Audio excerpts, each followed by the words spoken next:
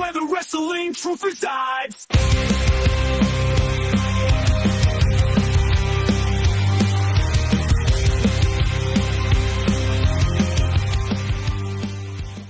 What would you say was your best creative storyline? Whether it was you involved or something that you made for somebody in IWE, what would you say was like your best storytelling from start to finish? The creation of not just Graves, but also the faces of Graves. Oh. The whole deal, because it went from Graves started as just a masked character that because Primos was trying to reinvent himself again on one of his many gimmicks he likes to do. The man of 1,000. God bless him. I love him to death, but he had a lot of gimmicks, and he knows. Yeah. Johnny Wood Hogan, brother. Some I won't say. We won't go there. But anyway, let's go to Graves. Graves was a character from The Man Called Graves. He just wanted to be called Graves. He wanted to have he had the singlet with the skulls and the tombstones and the stuff on it. He came out with a kendo stick, had the skull mask. That's why we called him Graves. But I used to love the old WCW song from that Sting used to come out to called "The Man Called Sting." So I used to I joked around. I used to fuck with him, going "The Man Called Graves." He's like, "Stop! I'm not kidding. I'm having the announcer announcing The Man Called Graves." He didn't believe me until I had him start doing it. Oh. Well, eventually, Primer didn't want to do the gimmick anymore and take the mask off. And I'm like, well, we should move the gimmick to somebody else that can do the gimmick so that it's already established. Right. He's like, that's a good idea. So I bought the stuff off of him, and I had a guy who was back at the time was training at Chaotic or New England Pro Wrestling Academy. And he lived in Maine, and he was trying to get on the shows. He would come to the shows, help out. He just wanted to get some work in. I said, hey, you want to do this character? It's already established. You don't have to wrestle right off, but I'll put you in tags and get you more acquainted and get you going. Well, he started doing it.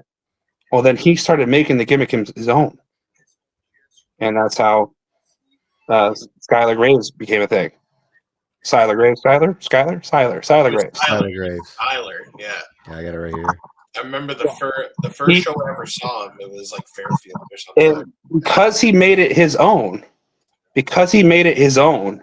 the fans started getting behind him. It was very Crow Sting-esque when it first came out. People started getting behind him, and I was like, "All right, that's cool."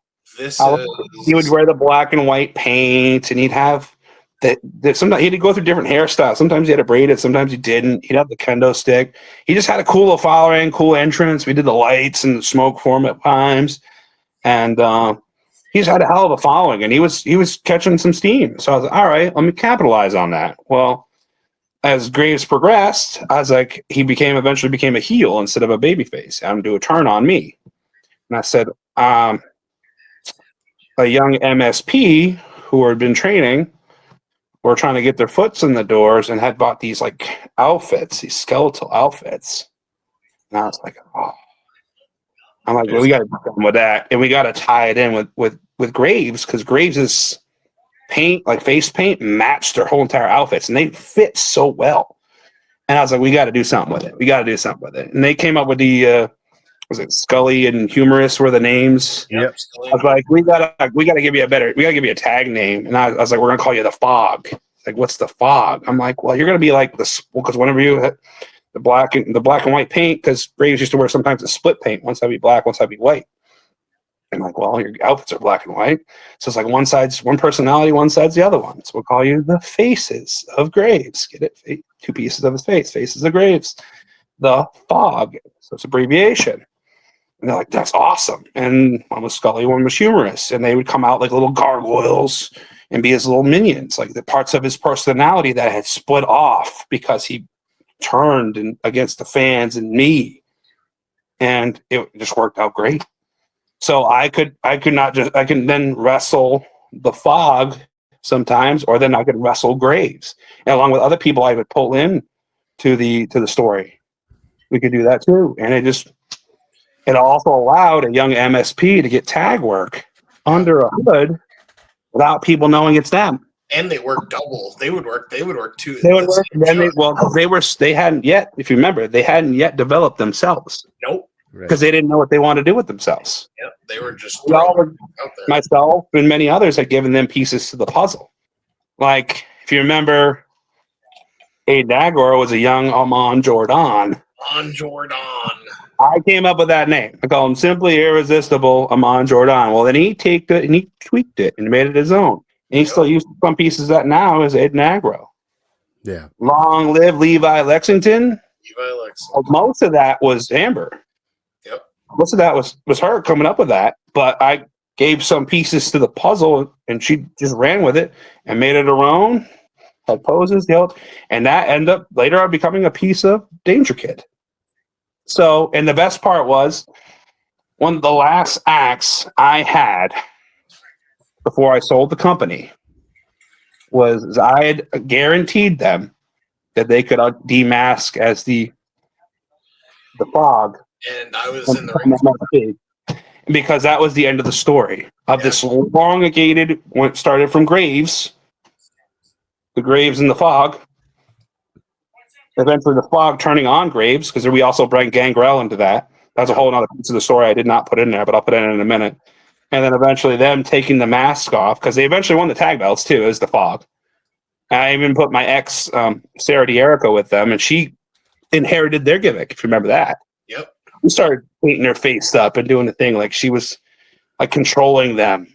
You know, it's a cool little character. Anyway, people attached to them, and I feel like that was helped to build the building blocks of MSP. They really took MSP and made it themselves, but I feel like this helped them build their tag chemistry and built them up without people knowing until they finally took the stuff off. Once they took the stuff off, everyone's like, "Oh!" And they got a hell of a reaction when they took those masks off and finally became who they wanted to be. I was in the ring. Me and Ricky had lost the tag titles to the Mutts, I believe. Yep. And at the same time, they attacked us. And that was like, they pulled out the tote, they opened it up, and they had all the gear inside of it. They put it all on and everything. And it just looked brilliant because you watched them like transform before your eyes. Exactly. And over on the other side of the fence, they'd already started develop them individual selves over for Randy when Limitless was in Orono. Yeah, and this was so they had already established themselves individually. Yeah. Then for them to, because they weren't doing IWE stuff as much, they were still doing the F.O.G. here, F.O.G. there, and eventually this kind of like bring both pieces together, and everybody was like, oh. Like it was an awe-inspiring moment. I was like, that was the full end of the story. The part before I was talking about with the Gangrel thing, we had a part where Graves turned on the F.O.G. Like he was done with them. They were useless to him, and he was trying to throw them away like scraps. And I brought Gangrel up for a show. Well, the spot was, and I remember because Ben, who used to work at the TV station, I think with you, Nick, Ben Flett, who was training, he was running hand cam for this, and I remember his face. I remember we were setting it up. And Graves had done all these promos, and Gangrel's coming. Alba was there. He did an interview early in the day with Gangrel, which aired on the TV station. Yep. And I'm like, oh, this is perfect. And we get to it, and Graves comes out, does his entrance, lights go out, you hear the Brood music. Well, the faces of Graves crawl out first, and then they sit there like little gargoyles. And Gangrel comes out, and in between them, he does the blood spot, and it is right in front of everybody. Perfect shot on the camera. Goulet got covered in the blood. He got covered. I just remember him looking over at me because I was ring announcing at the time because I think I hurt my foot or something. He looks over at me and he goes, he's covered in blood, like fake blood. He's like, that was fucking awesome. And then he just kept going back to what he's doing. Covered in blood. He didn't take the blood off his face till we were done. That was awesome. Like he was like, that was so cool. Like he would just, and I just remember, Aggro and Amber going and getting like posters and having them sign them because they could just remember that moment. Because obviously, like, it was a really cool moment, and we aired it on TV. Awesome. It was a cool moment, and Gangrel beat Graves to end that story. But it was such a elongated story over time that started from essentially a character no one wanted to do anymore so much more. And the story, if you think about it, carried on with MSP as they went on because they took all that to the end of their story and then started a new story. Yeah. That's awesome. That was the coolest thing about the whole deal. Something that started from a character no one wanted to do anymore to that.